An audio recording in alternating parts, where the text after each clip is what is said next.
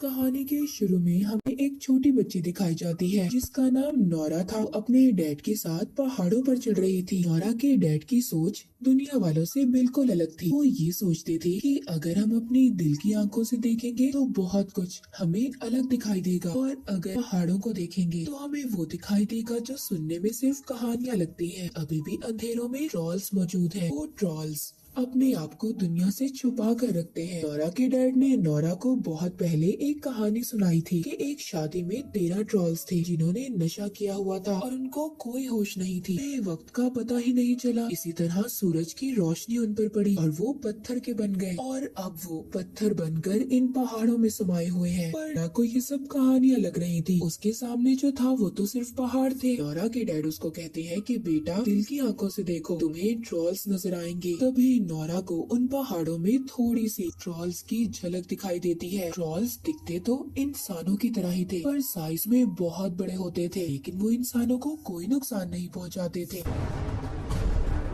तो कहानी थोड़ी सी आगे बढ़ती है। नोरा अब बड़ी हो चुकी थी। वो एक प्रोफेसर थी और अपनी टीम के साथ एक जगह पर खुदाई कर रही थी, पर उनको खुदाई के दौरान कोई भी कीमती चीज नहीं मिलती। उनकी टीम वहाँ पर 6 महीने से खुदाई कर रही थी, पर उनको वहाँ पर अभी तक कोई भी बड़ी चीज नहीं मिली थी। टीम के लीडर भी नोरा को समझाती है कि अब हमें यहाँ से चले जाना चाहिए, पर नोरा अभी भी थोड़ा सा और वक्त चाहती थी, क्योंकि उसके डैड ने उसे यही सिखाया था कि बेटा, अपने आप पर भरोसा करना चाहिए। उसको किसी की भी परवाह नहीं थी। वो खुदाई कर रही थी। तभी अचानक से जमीन में उसे कुछ दिखाई देता है। उनको बहुत बड़ी चीज मिली थी। दूसरी तरफ नॉर्वे के पहाड़ों में बारूद को सेट किया जा रहा था ताकि पहाड़ों को उड़ाया जा सके। कि वहाँ पर एक स्टेशन बनाया जा रहा था। जब बॉम्ब फटते हैं तो वहाँ पर बहुत बड़ा धमाका होता है। वर्कर्स जब टनल के अंदर चेक करने जाते हैं तभी उनकी तरफ कुछ आता हुआ दिखाई देता है। सभी वर्कर्स वहाँ से डरकर भाग रहे थे।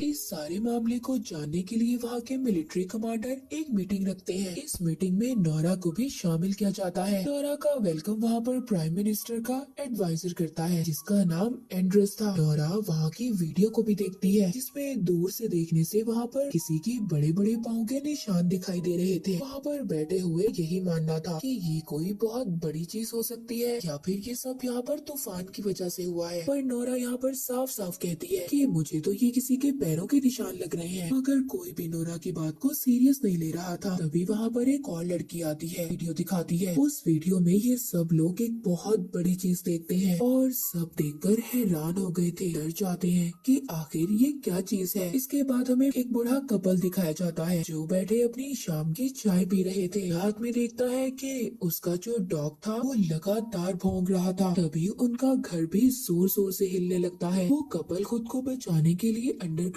जगह पर चला जाता है। वहाँ पर जोर जोर से हलचल हो रही थी। जब दोनों थोड़ी देर बाद बाहर आकर देखते हैं तो उनका घर तो पूरी तरह से तबाह हो चुका था। इस सारे मामले को जानने के लिए नोरा और एंड्रस को इनके पास भेजा जाता है। रास्ते में जाते हुए एंड्रस नोरा से उसके डैड का पूछता है। नोरा बताती है कि मेरी मॉम तो बहुत सालों पहले मर चुकी है और मेरे डैड जिंदा है। मेरे डैड की सोच दुनिया से बिल्कुल अलग है, इसीलिए वो बिल्कुल अकेले रहते हैं। एंड्रस नोरा को अपने बारे में भी बताता है कि उसे एक राइटर बनना था पर वो नहीं बन पाया। यही बातें करते हुए अब वो उस बूढ़े कपल के पास पहुँचते हैं जहाँ पर उन्हें एक कैप्टन मिलता है। वो बताता है कि कोई नदी को पार कर आया और दूर पहाड़ों की तरफ चला गया और 3 किलोमीटर तक उन्हें बड़े बड़े पैरों के निशान मिले हैं। फिर जिसके बाद पैरों के निशान गायब हो गए।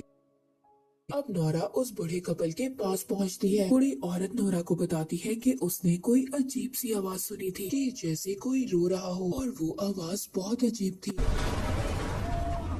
लेकिन अचानक से गायब हो गई। इतनी बड़ी चीज अचानक से कैसे गायब हो सकती है। उस बूढ़ी औरत की बातें सुनकर एंड्रस और अपने साथ कैप्टन को लेकर अपने डैड के पास चली जाती है। कि नोरा के डैड ने पहाड़ों को करीब से देखा था और पहाड़ों को इतने अच्छे तरीके से नोरा के डैड के अलावा कोई नहीं जान सकता था। अब जब नोरा अपने डैड के पास जाती है तो नोरा के डैड के घर में ट्रॉल्स की बहुत ज्यादा तस्वीरें थी। नोरा के डैड बताते हैं कि बहुत सालों पहले काम चल रहा था तभी पहाड़ों में से कुछ निकला था, पर उसको साबित करना बहुत मुश्किल था। इस वक्त गवर्नमेंट ने सारे सबूतों को मिटा दिया। तभी नोरा कहती है कि आज भी पहाड़ों से कुछ निकला है। डैड उसको बताते हैं कि कई हजार साल पहले ट्रॉल्स ऐसे ही खुले आम फिरा करते थे। कोई भी इंसान अगर ट्रॉल्स के साथ कोई ताल्लुक रखता था तो उस इंसान को सजा दी जाती थी। कई साल पहले भी ट्रॉल्स बाहर आए थे और नोरा के डैड ने उनका पता लगा लिया था। नोरा के डैड को पागल साबित कर उन्हें पागल खाने भेज दिया गया। जिसके बाद नोरा अपने डैड के साथ उसी जगह पर जाती है जहाँ से पैरों के निशान खत्म हो गए थे। नोरा के डैड पत्थरों को गौर से देख रहे थे।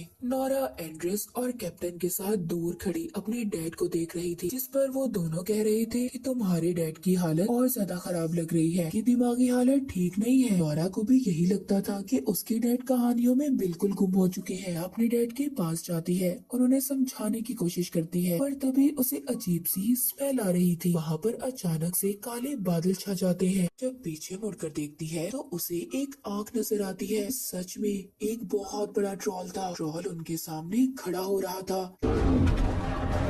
कैप्टन जल्दी से सबको वहाँ से ले जाता है और यहाँ से निकलते हुए वो अपने कैमरे में सबको ये वीडियो वहाँ पर मिलिट्री कैंप में दिखाते हैं। किसी को भी देखकर आंखों पर यकीन नहीं हो रहा था। नोरा के डैड अब भी ट्रॉल्स की बात ही कर रहे थे, पर अभी किसी को भी उनकी कहानियों पर यकीन नहीं था, इसीलिए उनको वहाँ से बाहर निकाल दिया जाता है। नोरा यहाँ पर सब बातें समझने के लिए उनसे थोड़ा टाइम मांगती है। वहाँ की प्राइम मिनिस्टर नोरा से कहती है कि हमारे पास इतना वक्त नहीं है कि तुम इन सब बातों को समझोगी, और हम उस वक्त तक का इंतजार करेंगे जब तक तुम समझोगी कि वो क्या चीज है। वो चीज हमें तबाह कर देगी। अब आगे का काम मिलिट्री ही संभालेगी। वो जो भी चीज होगी उसको मार दिया जाएगा। कैप्टन के पास जाती है। वो कैप्टन से कहती है, क्या तुम हमें अपने साथ नहीं लेके जा सकते? मैं भी तुम्हारे साथ जाना चाहती हूँ। को इस बात की इजाजत तो नहीं थी कि वो इन तीनों को साथ लेकर जाता, लेकिन फिर भी वो नोरा की बात मान लेता है। मिलिट्री उन्हें ट्रॉल की लोकेशन बताती है कि वो कहाँ पर है, जिसके बाद सभी वहाँ पर पहुँच जाते हैं। वहाँ पर सब फौजियों को भेज दिया जाता है। वहाँ पर सबको ट्रॉल का इंतजार करना था। वहाँ पर डैड उससे माफी मांगते हैं क्योंकि नोरा के डैड ने उसे कभी टाइम नहीं दिया था। उसके डैड के होते हुए भी उसने ऐसी जिंदगी गुजारी कि जैसे उसका इस दुनिया में कोई ना हो। और नोरा कहती है कि मैं अकेली नहीं हूँ, डैड अभी मेरे साथ है। इसके बाद वहाँ पर ट्रॉल आ जाता है, लेकिन वो अपनी जगह पर ही रुक गया था। उसको पता चल गया था कि इर्द गिर्द लोग हैं। वहाँ पर ट्रॉल को देखते ही फायरिंग करने का हुक्म दे देता है, पर उस फायरिंग से ट्रॉल को कुछ भी नहीं हो रहा था। उल्टा ट्रॉल को बहुत ज्यादा गुस्सा आ जाता है।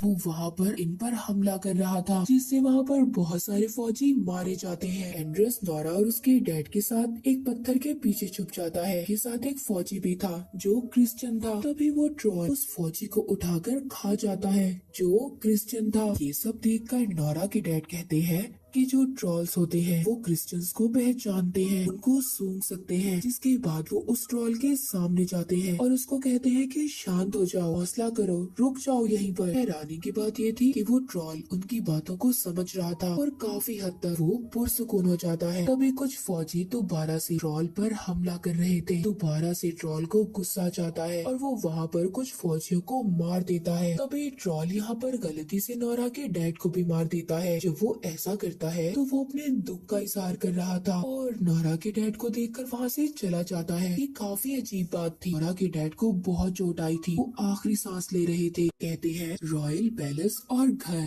ये कहकर वो मर जाते हैं। अपने डैड को भी खो दिया था। उसका अब इस दुनिया में कोई भी नहीं था। अगले दिन कैप्टन नोरा को बताता है कि एक हवाई हमला करने वाले हैं, जिससे उन्हें बहुत ज्यादा नुकसान हो सकता है। नोरा अब ट्रॉल पर सर्च करने लगती है। उसको पता चलता है कि ट्रॉल्स को चर्च की घंटियां बुरी लगती थी, इसीलिए वो चर्च पर हमला करते थे। नोरा अब इन सब बातों को सामने रखती है। कैप्टन भी नोरा का साथ देता है। अब वहाँ पर कमांडर की बात को सामने रखते हुए उसे एक मौका देने का सोचते हैं, क्योंकि अगर इतने नुकसान को रोककर ट्रॉल्स को रोका जा सकता है तो ये उनके लिए एक अच्छी बात थी। का प्लान यहाँ पर ये था कि वो चर्च की घंटियों को बचाकर उस ट्रॉल को रोकेगी। नोरा का ये आइडिया काम भी करता है। ट्रॉल को जब चर्च की घंटियाँ सुनाई देती है तो वो इन घंटियों की आवाज को बर्दाश्त नहीं कर पाता।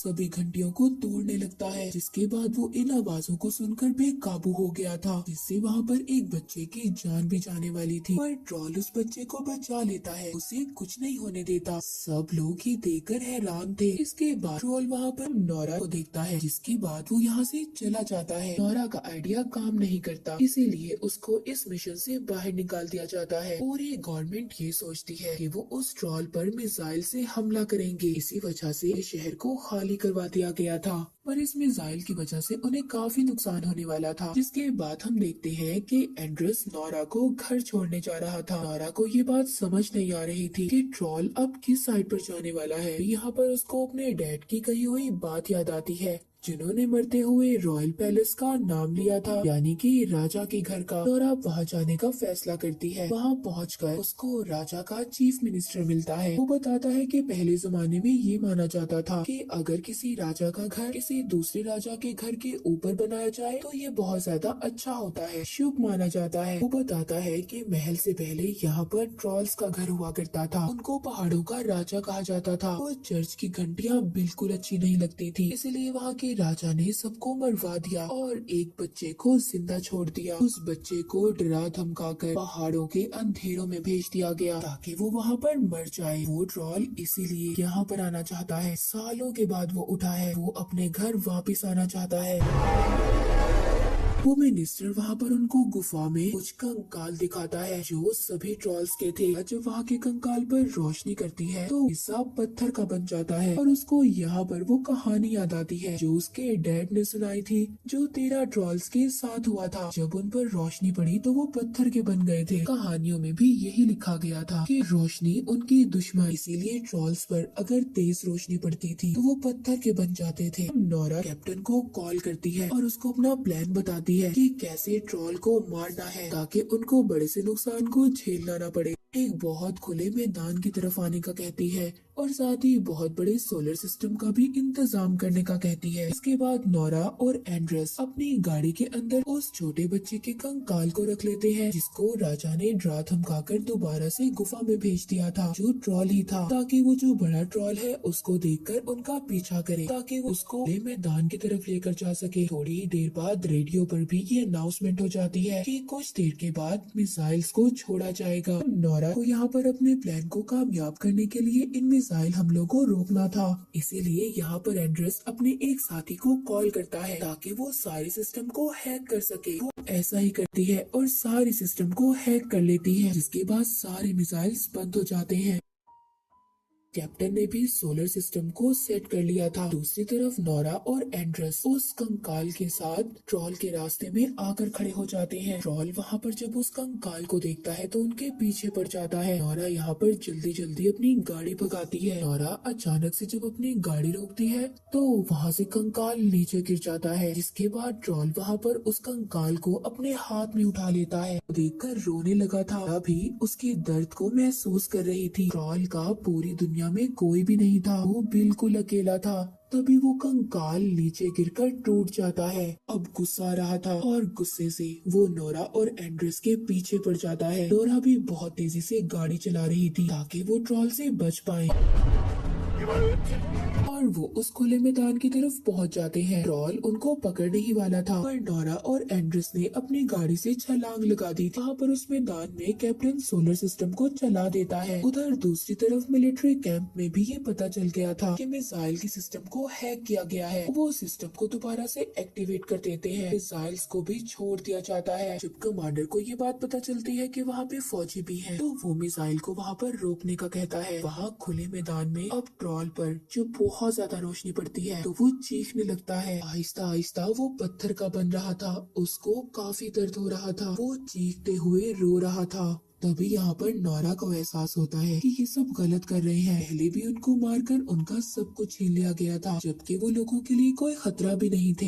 इस दुनिया में कुदरत ने बनाया है, इसलिए उन्हें भी जिंदा रहने का हक है। नोरा सारे सोलर सिस्टम को बंद कर देती है और ट्रॉल के सामने जाकर खड़ी हो जाती है। वो ट्रॉल से कहती है कि यहाँ से चले जाओ, दूर कहीं, दोबारा से अंधेरे में जाकर छुप जाओ, ये लोग तुम्हें खत्म कर देंगे, तुम्हें मार देंगे। ट्रॉल भी यहाँ पर नोरा की बातों को समझ रहा था, पर अब बहुत देर हो चुकी थी। सूरज निकल गया था और सूरज के निकलते ही वो ट्रॉल पत्थर का बनने लगता है। देखते ही देखते वो पत्थर का बन जाता है। बहुत अफसोस था कि वो ट्रॉल को बचा नहीं सकी। खैर वहाँ पर मिलिट्री कैंप की टीम पहुँचती है। वहाँ की प्राइम मिनिस्टर नोरा से कहती है, तुम्हारे डैड की कहानियाँ बिल्कुल सच्ची थी। को भी इसका एहसास हो गया था कि उसके डैड हमेशा से सच्चे थे। एंड्रेस भी यहाँ पर अपनी नौकरी छोड़ देता है। वो प्राइम मिनिस्टर से कहता है कि मुझे तो राइटर बनना है। एंड्रेस नोरा से कहता है, क्या पहाड़ों के अंधेरों में और भी ट्रॉल्स रहते हैं? नोरा इस बात पर हंसने लगती है, कहती है हाँ कुछ भी हो सकता है, ये दुनिया बहुत बड़ी है। और इसी के साथ ये मूवी यहीं पर खत्म हो जाती है।